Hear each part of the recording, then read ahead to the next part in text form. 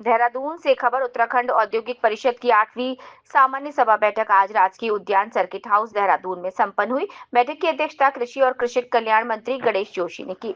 बैठक की शुरुआत परिषद द्वारा विगत वर्षों की आय व्यय विवरण प्रस्तुत किया गया और पिछली बैठक में लिए गए निर्णय के अनुपालन आख्या पर चर्चा हुई। बैठक के एजेंडे पर बिंदुवार चर्चा की गई, जिसमें उत्तराखंड औद्योगिक परिषद की 8वीं सामान्य सभा बैठक में राज्य कृषि और उद्यानिकी क्षेत्र को डिजिटल बनाने के उद्देश्य से परिषद ने एक निजी कंपनी के सहयोग से तैयार डिजिटल उद्यान और प्लांट एलोकेशन सिस्टम की ड्राफ्ट रिपोर्ट पर विस्तृत चर्चा की। राज्य के किसानों के हित में राज्य में कृषि विभाग और अन्य सहयोगी विभागों की योजनाओं को डिजिटल करने के प्रस्ताव को मंजूरी दी गई। राजकीय उद्यान चौबटिया स्थित नवनिर्मित भवन को परिषद को हस्तांतरित किए जाने के बाद वहां कृषकों द्वारा उत्पादित प्रसंस्कृत उत्पादों की बिक्री और पर्यटकों को बेहतर सुविधाएं देने के लिए एक रिटेल आउटलेट और रेस्टोरेंट की स्थापना का निर्णय लिया। इसके लिए परिषद ने 25 लाख की धनराशि को अनुमोदित स्वीकृत किया।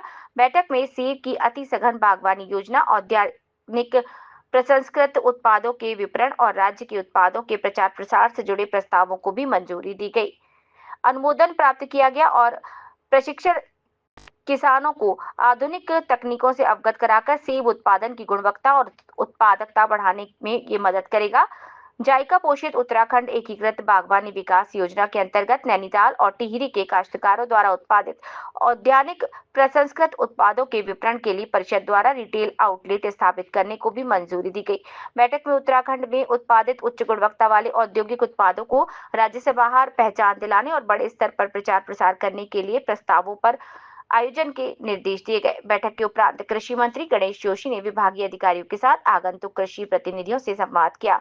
इस दौरान किसानों की विभिन्न समस्याओं को समझते हुए उसके समाधान हेतु अधिकारियों को आवश्यक दिशा निर्देश भी दिए गए। कर्मचारी ग्राम व न्याय पंचायत स्तर पर भ्रमण कर किसानों की समस्याओं का त्वरित निराकरण सुनिश्चित करें। किसानों को बीज, पौध, उर्वरक और अन्य औद्यानिक निवेश उच्च गुणवत्ता के साथ साथ समय पर उपलब्ध कराए जाए।